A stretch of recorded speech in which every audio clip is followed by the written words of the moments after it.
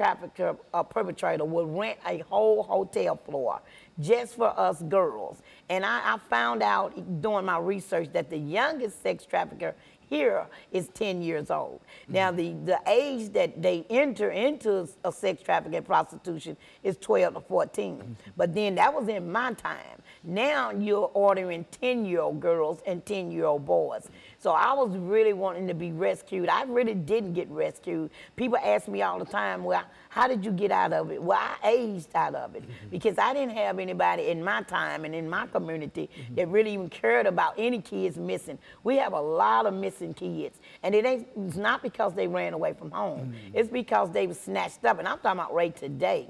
All the missing kids report that we have that no one is doing anything about. It's because they snatched up. And I just have to say this, Dr. Haney, before I go further. I want people to think about the Nigerian girls. I want them to think about how can you go get 300 little girls out of a school in broad daylight and no one know where they at. Now, I'm already puzzled about the airplane that they can't find. But now we're talking about 300 little girls from age probably 12 to 14. So that means the government is involved. It's a cover-up. And until we start facing this and speaking on this, then we're going to have this. And so I got rescued because I aged out.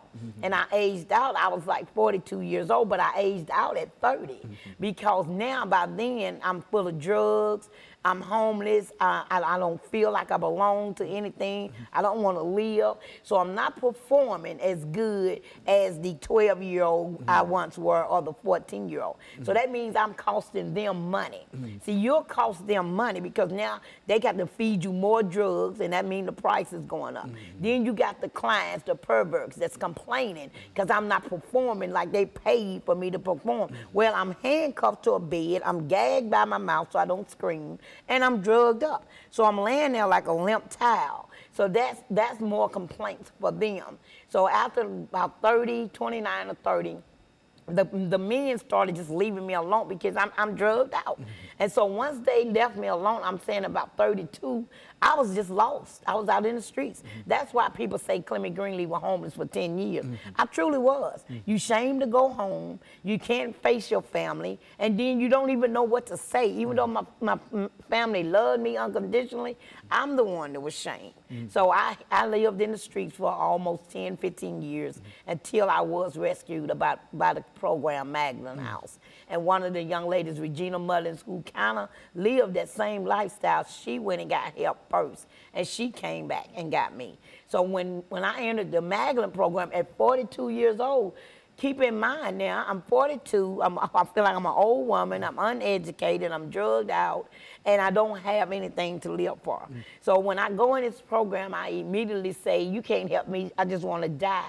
But these people did not give up on me. I mean, this Magdalene program has saved my life. I entered that program in 2001. I came out in 2003, and I never looked back. And so she has been such an inspiration. She is Reverend Becca Stevens, the founder.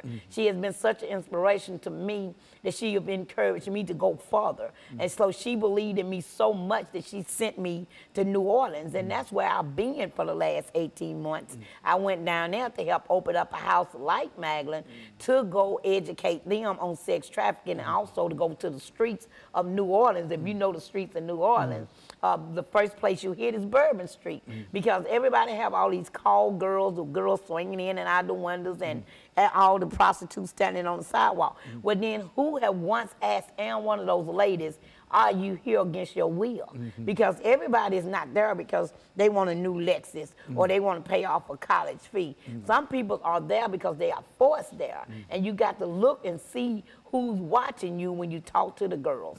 So I made it to New Orleans, and I did a lot of speaking.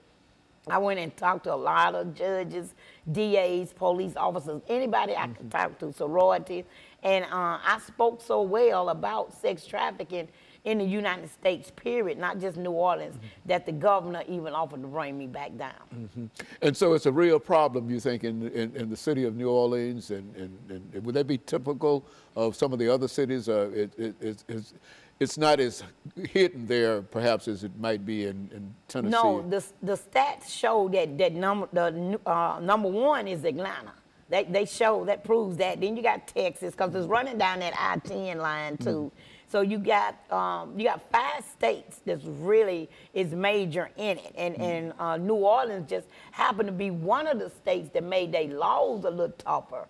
So we are trying to get other states to back off of what Governor Jindal just did, because by him changing the law, it made it stiffer. And what I mean by made it stiffer, Dr. Haney, is if we got locked up for any sex crime, crime against nature, just doing any kind of oral sex, anything we get caught doing, we automatically get charged as a sex offender. We automatically get 18 months to 3 years.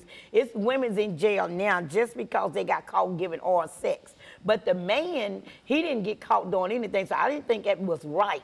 So if you're going to force us out here, and then this man is going to be a pervert enough to pay for me, and I'm 12 and 10 years old, then I feel like then you need to be accounted for too. So my call was to ask them to change the law and make it stiffer on everybody, not just us. You make it stiffer on the men's, and you make it stiffer on the men's who are putting us out there.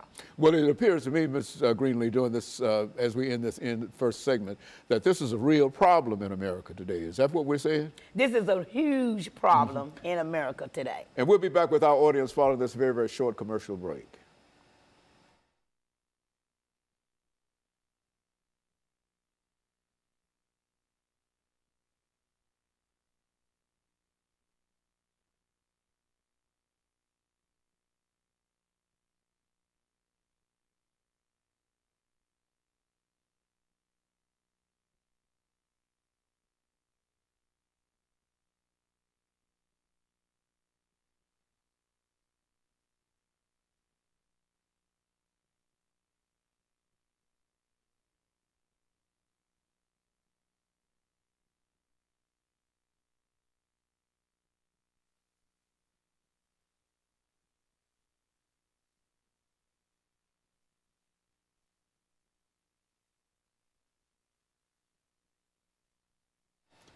Thank you and welcome back to the final segment of the show for today. The topic is human trafficking in the state of Tennessee, and Ms. Greenlee has given us some information in reference to what is going on in Tennessee, as well as what might be happening in other states around the nation in reference to human trafficking. Continue our conversation, Ms. Greenlee. Yes, Dr. Haney, I have 3 13-year-old nieces, and I'm scared to death that if I don't stay in their life and in their face talking about sex trafficking and men's and what they're choosing to do, I'm afraid I will lose them. So we have 2 organizations other than the Magdalene program. We have 2 organizations that's out here trying to reach the sex trafficking youth as we speak. And one is called One Less, and the other one is called End Slavery. Now, it's new to Tennessee, but they have stepped out to do something. Magdalene was the only organization that really stepped out there. Magdalene is just one organization that can hold so many. But it is so many young ladies out here that's being trapped already. It's so many phone calls that I get from 14-year-olds and 13-year-olds, and majority of them start out in saying, he tricked me. You know, he took me out like he cared for me, like he loved me. And once we got there, he said, I owe you, and you're going to repay me like this, and this is how you have to repay me. Now, when they started threatening your family, doing something to your sister, I know where your mama work at, I know what school your brother go to, but then you traumatized. A lot of people say, why didn't you tell it? Well, if I told it and something happened to either one of my family members that they said they were going to do something to, then I'm automatically traumatized for the rest of my life. Also, you get to see them beat another little girl or another young lady in front of you. So if you already saw that, you already know what's going to happen. I got an 8-inch stab wound in my back now. I don't know how many scars in my head for trying to get away, for trying to run away. And so it didn't work for me. So that made me like, I'm not going to be able to tell anything else. So I just want I want everybody to know that you got to quit turning your head. You got to quit saying, It don't happen here. It's just in India, Cambodia. It is right in your backyard. And the story in Cincinnati, Ohio, if everybody remember that, them 3 girls that was in that basement for 10 straight years. If everybody remember that story, it'll tell you that it's definitely in your backyard. And so I just want people to really understand that they have to talk about this. I'm willing to talk to anybody. I'm willing to share my story. I'm willing to come and speak anywhere. All they have to do is just call me up, 615-589-8984. And I'll come anywhere, because not only are they asking for the girls, they're asking for the little boys. So when I was in Louisiana, one of the clerks, workers had went online and ordered a 10-year-old boy. And this is why we was opening this subject, because this is not just a can of worms. This is a conversation and a concern for the entire state of Tennessee. And so people are able to order children by way of the internet. Men are able to order young boys and young girls and et cetera, simply with a click of the mouse. Yes. Is that what we're saying? Yes. That's how prevalent it is now, and how widespread. Yeah, everybody know about the page called Backspace, Backpage. That's for the girls. And then you got a gay page that they go on for the little boys. And they order them and say how old they want them to be, what color hair they want them to be, how much they want them to weigh. And the guy actually showed up at the hotel with $200, 5 condoms, a date rape drug, and a lubricant. He actually showed up for a 10-year-old boy, and this man worked for the feds. So it's like, it's not just no pimping game. This is a government issue, and they are covering it up, and they know that they can do something about this sex trafficking if they wanted to. You got drug trafficking, gun trafficking, and sex trafficking. Well, the drug trafficking is #1, the sex trafficking #2, and then the guns. See, the guns was #2, but now they selling people more than they are guns. And from what I understand, this is a real problem with youth. When you mention drugs, alcohol, and sex, that's one of the areas where many of our young people, our teenagers, are caught up in one of the more detrimental areas of their lives. Yes. When they get involved in drugs, sex, and guns. Yes. Is that what we're saying? That's exactly what I'm saying. I've been gone for 18 months in New Orleans, and this is why I'm back on your set, letting people know I'm back. I'm hitting the streets. I'm coming after my young girls. I'm coming after my young boys. It ain't about violence. It's about protecting them, period.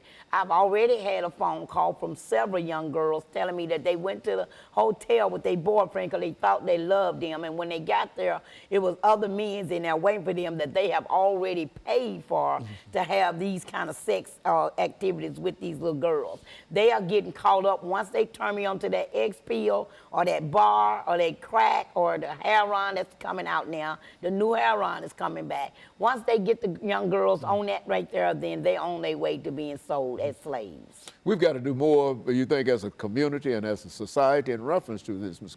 Greenlee. Yes. Having had a chance to work, what would you suggest that we do in terms of trying to get a handle on this? #1, I suggest the subject start happening in church, the subject start being talked about in schools, and the subject start being talked about in libraries, because those are the 3 places where they all are gathered at. And I know people don't want to talk about sex in church, but you need to talk about sex in church. You need to talk about sex trafficking. It's right next door. All of these black girls that are missing has not ran away from home. And I'm not just throwing it on a racial thing, but you tend to look for more other colors, like India or white or Latinos or something. You tend to look for them more than you do black. If you go on Black page, Black Girls Missing, you'll see a bunch of us missing. So why nobody looking for them? How we know they're not tied up? How we know they're not in the basement gagged up and shot up for the dope and can't scream? Because for a long time I was gagged up, I was shot up for the dope, and I couldn't scream. And so this is a real problem, and that what we're doing now is to simply try to highlight that and make people much more aware of it. And I have to admit that this is an eye-opener to me. Of course, I've heard of sex trafficking and, here and there, but I didn't know it was such an industry. And you were saying that it is a real industry, Yes. and people are making a lot of money, and a lot of folks are getting hurt in reference to it, and et cetera. Yes. And I think you mentioned the problem down in Louisiana, where the government is actually changing things in such a way that's detrimental to young girls more than anything else. Is that what we're? Yes, he had made the laws stricter for the perpetrators now and the pimps. Like I said, the pimps is not in an afro and a Cadillac anymore. And he changed the law so tough that he flew me back down to stand there with him while he signed the new law and gave me a copy of it with the ink pen. So I was really proud of that. So whatever I was saying to him, it rests his ears, but more than anything, it rests his heart. He might have daughters himself or granddaughters, and it gave him something to think about. So now, if we done this in Louisiana, we need to do it in Tennessee, and this is what I'm here to talk about. I got both ends of the story. I got sex trafficking and I got youth violence, and I'm done with just talking about it. I want to be about it. And they both seem to come together. That violence is often associated with this trafficking, and whether violence or trafficking, young people, young females primarily, many females primarily are caught up in it, and there's nothing that they can do themselves, and they need some kind of assistance, some kind of help out of this. Yeah. If anybody just even take a chance and just run around to some of these hotels, you will see the age range has changed. There's no more 20-something out there. They are 13-something out there. And it's sad. And you just look at them dressed like I was dressed, in the short dress and the high heels and all the lipstick. And everybody pointing at them just like they did me. Look at that fast-ass girl. Look at her with all that lipstick. But then nobody reach out to say, let me do something with this little girl. She don't need to be out here. So if we stop turning our head and quit judging and reach out and support, then we are the ones that can make something different in this community, especially around sex trafficking. Well, and Ms. Greenlee, we're coming to the end of this show for today. And I want to thank you for that excellent information. I think that this is the show that we've been trying to get for a long time, because I think it has been quite recently. And I think that, needless to say, that all of the problems that we're having across the border in reference to those young people coming across the border, I think that might be involved in some of the activities that we're talking about. And we want to talk about it later, because I think that you probably got a lot of information in reference to what's going on with that. But in the meantime, let me thank you and to tell you how much we appreciate you coming by and giving us that information.